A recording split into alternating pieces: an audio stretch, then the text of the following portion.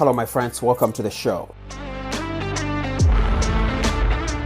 This is the place where we share ideas and strategies on how to advance in your life, business, and career by using the knowledge and skills you already have.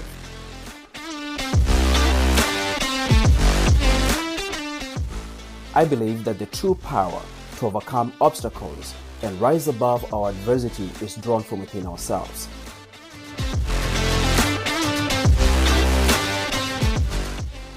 Developing belief in self and building self-confidence is an absolute must for every person who wants to live an impactful life. I'm your host, Isaac Kwambua, and I'm honored to be your coach today.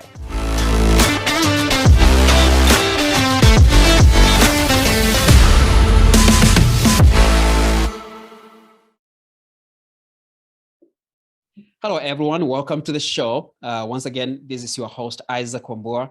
And today I have an amazing guest, a friend of ours. Her name is Asha Wilkerson.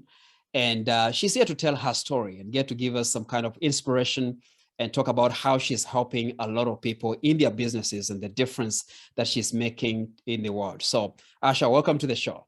Thank you so much. I'm excited to be here. Of course, it's great to have you here. So let's start off with your story. So here's the question: who are you? Yeah, that's a good question, and it's so hard to put it into a little small segment, right? Because I feel like we're so much more than what we do. But what I do is I'm an attorney, I'm an educator, I work at a community college, and I'm also a business coach. But who am I? I'm a Black woman from Portland, Oregon that went to school in California, went to law school, learned about the law, and then decided to merge what I had learned with my passion for helping the community. And out of that came this business of coaching Black and Latinx businesses to really build a business and leave a legacy. So those are some of the things that I do. Wow, fantastic. So, of course, being an attorney and now you're an entrepreneur, that's kind of a relatively big switch. And from what I've seen with other people, there's always a push and a need that makes people to make that switch. Can you walk us through the journey? What really made you to want to get into entrepreneurship and really becoming a coach? Yeah, I can't say that I wanted to get into entrepreneurship at all, right? I was not the person who thought of owning my own business. I was going to go to a law firm, and I did. And my goal was to make partner in the shortest amount of time possible. But the law firm that I went to had layoffs. They had budget cuts and weren't making as much money as they were before. So I was one of the last people to get hired, one of the first people to get let go. And I was doing contract work for other attorneys because I had learned some skill in the 2 years that I was there, but I was still applying for jobs. And one of my really good friends, she knew she always wanted to have her own business. So she had started a couple years prior, and she was like, Asha, you're doing the work. Why don't you just start your own business? And I was like, my what? No, I'm not doing that. And she was like, yeah, well, just think about it. Another week went by. She's like, Asha, start your own business. You can do this. You have the skill. You already have a background in it. And I was like, I don't know. A couple weeks later, I still hadn't gotten any jobs that I had interviewed for. And I thought, okay, well, what would happen if I really tried it? What could I do if I really started my own business? I am already doing it. I've got this computer. That's really all that I need, and a space to work out of. And I just need to get clients. What's the worst that could happen? It doesn't work, and I go and get another job again. And so I credit my friend Taiga Varlak, who has her own practice, Varlak Legal, for really being the catalyst behind getting me into entrepreneurship. And some people will say that running your own law firm isn't really entrepreneurship because you're still doing the same thing, right? You're not inventing something. But in law, we learn how to do the law. We don't learn how to run the business. So you have to, just like in anything that you're passionate about and decide you want to do it for a living, you also need to learn how to run the business. So that was my reluctant push into entrepreneurship. Yeah, and I'm glad that you allowed yourself to go through that push, because right now you are helping a lot of people. Yeah, definitely. Thank you. Yeah, so why Black-owned businesses and Latina-owned businesses? Yeah. So initially I started out wanting to do employment law, or I did do employment law and did plaintiff side litigation because I had that heart for wanting to help and to be a voice on behalf of the voiceless. Then I got burned out. I was representing people who had been terminated and discriminated against. And it was heavy, right? Especially as a solo law firm owner. And I was able to hire employees, but I was the last stop. Then I thought, well, maybe I can advise business owners, because maybe if I do that, then we'll have fewer lawsuits. Mhm. That's really idealistic. Then I was able to give good advice and counsel, but sometimes things just happen, right? That's just the Yeah. nature of interacting with people. And then I added the business practice on top of the employment, started learning how to form corporations and LLCs. And one of my clients said, he's like, great, Asha, you formed an LLC for us. Now, how do I keep my money like the rich folks do? And I was like, that's a really good, I have no idea. I know how to form the business. I know how to do the contracts. I can advise you on hiring employees. I didn't know anything about using this legal entity as a wealth building tool. So I started researching, learning, investigating, talking to people, reading more books. And I decided that this was important. We are Black people, Latino people, people of color. We are hustlers by force, right? But we're also innovators. We are the hardest working group of people on this earth.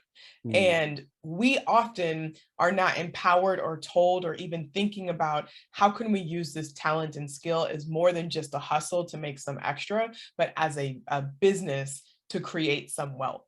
So I chose to focus on my own community because oftentimes we don't feel comfortable fitting into the corporation, right? We come from a collective society. Historically, our ancestors were collective people living in communities. And this culture, this capitalist culture, is very, very individualistic. So what if we can create a different system or just create our own entity where we can show up in the ways that are affirming to our natural gifts already? So it is a business push, it's an economic push, but really it's a freedom, financial freedom, life freedom, freedom to be whoever you want to be and to show up as we were designed to show up. So that's why I chose to focus on our particular communities.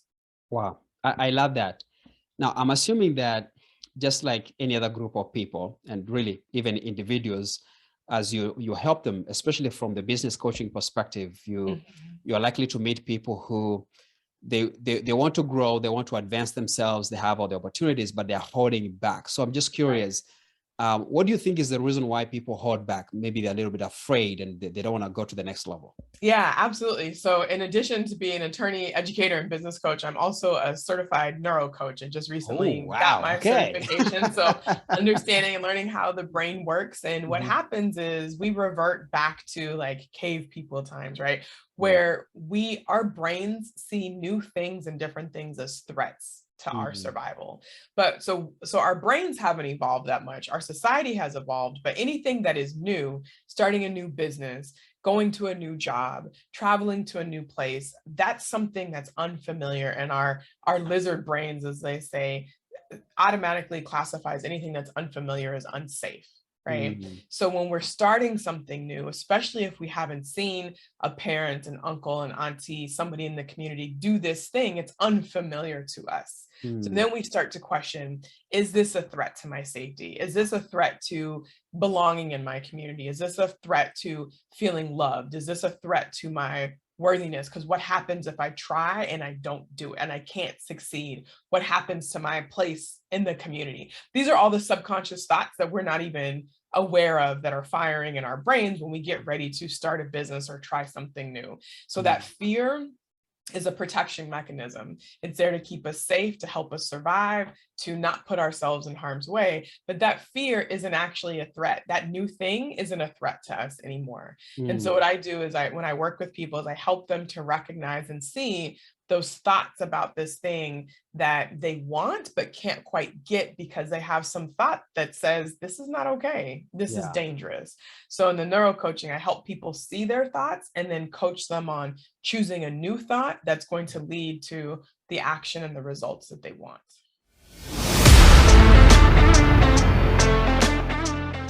Have you ever met someone that puts you at ease from the time you say hello? That's been my experience with Isaac since the first time we met. As a speaker, he holds your interest and provides pertinent information on the topic he's speaking about. He's an excellent connector and business relationship builder.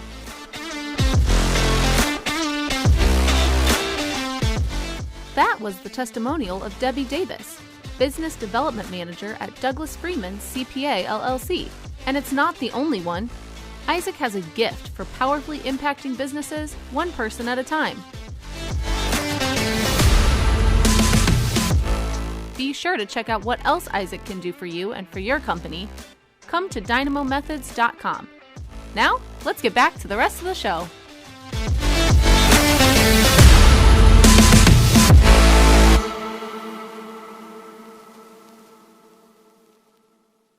What they want. I love that. And I experienced that just this week. I bumped into someone that I've known for many years, and she has been trying to launch her own coaching, speaking, and training business.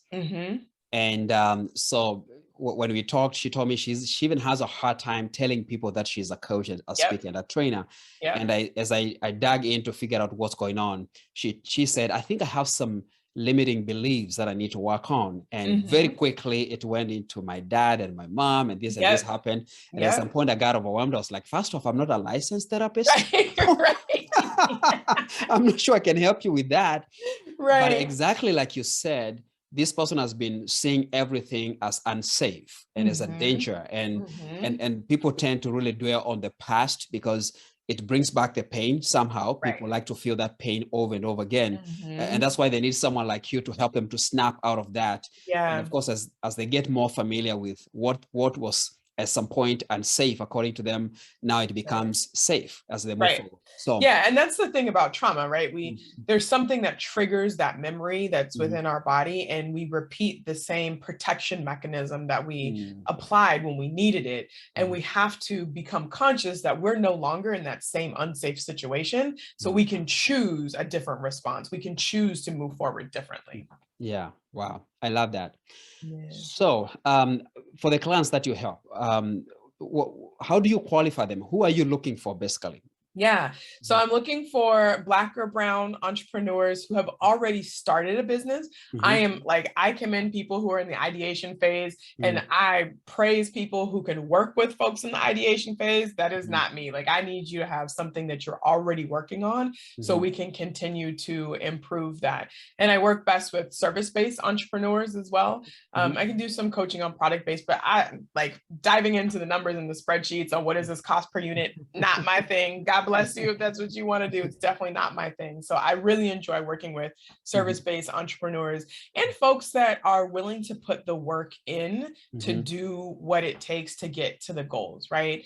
I was listening to a book, actually on an audiobook. It was about relationships. And this guy was saying that he had all these values, and some of the values were conflicting with his family values. So he really valued hard work. And so he felt like if he wasn't in the office or doing something on the job, then he felt like he was just being lazy, right? Which conflicted when his wife and his kid were like, let's spend some time together. So he knew he wanted to spend time, but then he felt bad because he wasn't working in this business because he valued hard work. And he said he realized he needed to change his value, that his value shouldn't have been hard work. It should have been smart work. Right. So it doesn't mean that we have to work around the clock 24/7. We don't have to be self-sacrificial, to be able to do this thing, but we do need to be willing to put in the work and to put in the smart work so that the steps that we're taking are effective and efficient to get us to where we're trying to go. I have a friend of mine who quit corporate. She got totally burnt out, health issues, all kinds of stuff, was like the leading in her industry, and is doing her own thing and is burning out again because she's taking those same toxic patterns that she learned in corporate and applying them to building her own business. And she doesn't have to, but she didn't even realize she was repeating the same pattern.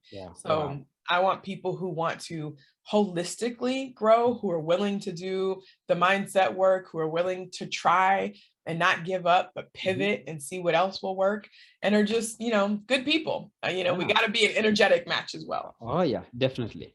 Yeah. Okay. So I'm going to ask you for a favor, just for the sake of our audience. Okay. I would like us to give them a 45-second free coaching here.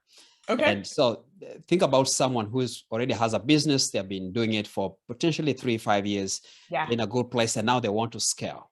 So if you are to meet with them just for 45 seconds and you are to coach them on what they need to do to start that journey of going to the next level, what do they need to do? Yeah. So I tell people all the time to write without restraint. What are you looking for? What is it that you want to achieve, right? What is that desired result?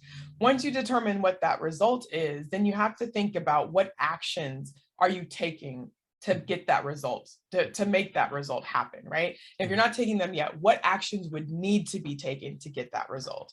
Now you have your list of actions to take. What decisions would you have to make to take these actions? Okay, write down those decisions. Now, Yeah. once you have the decisions, what beliefs do you have to have so that you can make the decision to take the action to get the result? When you think about the beliefs are just thoughts repeated over time. So if you're going to have this belief, what are the things that you need to tell yourself? What are the thoughts you need to have to create this belief, to make the decision, to take the action, to get the desired result? Yeah. So that working backwards from the result, those are the things that you need to do and think about, journal on, write on, put on your wall, right? What are the things that you need to do? And it all goes back to the thoughts that you're repeating in your head over time, because that creates your beliefs create your decisions create your actions, and your actions create your results. Wow, that's powerful. I really like that. Thank you. Thank you for that free advice. Of course. So obviously you have a lot to offer people, but before we get into how we can get your contact information, there are several things you shared with me before we got into the recording. You know, besides coaching, you have some kind of superpower, some stuff that you do. Okay. So can you tell us about that? Yes, definitely. Well, I am a connector for sure. The way my brain works is that I meet someone, they say something, and I'm like, oh, I know someone who would be a great connection for you. And this happens all the time. Just even when I host friends at my house, I invite like everybody I know. It's a random grouping of people, and it always just ends up being a really good time because of the different personality types. So I'm that connector. I can see what people need. I can think about who else I know that has that, and bring them all together. If I could have one more superpower, though, it would be to be fluent in all languages. I'd love to read, write, and understand all languages across the world, because I speak a couple. I would like to speak a few more, but just being able to pull on that different vocabulary and learn different culture really helps to connect with people and to meet them where they are, to help move forward, or just to learn. You don't always have to be, giving out. You can also be the recipient as well. Yeah, exactly. And I totally agree. Most of the people speak just one language, especially in America. So you're one of the people, you are really way ahead of the curve. So wow. How many languages do you speak? I speak 4 languages. So there's English. Like I said, I'm originally from Kenya. So I speak the tribal language. That's what my mom and dad spoke. And then there's Swahili, which is a national language. And we learned that in school, and English. And then my wife is from a different tribe, so I speak their language as well. But I learned that language way before I met her. So I guess I was getting ready for that. Yep, absolutely. Kenya, I mean, I've never met a monolingual African. I will just say that. Like, everybody in Africa speaks multiple languages, and I think it's so beautiful. Oh yeah, it is. It is a beautiful thing. So Asha, thank you so much for coming to the show. Thank you for adding so much value to our audience. And of course, looking forward to have you back at some point. Thank you. I'm excited to come back. All right. Have a good one.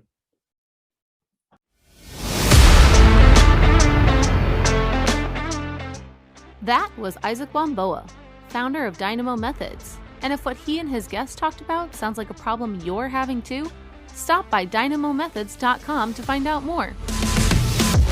You can book a complimentary 45-minute virtual training for your team. Or you can learn more about group workshops on team leadership, sales, communication, and much more. Don't wait. Let Isaac show you how to step into greatness today.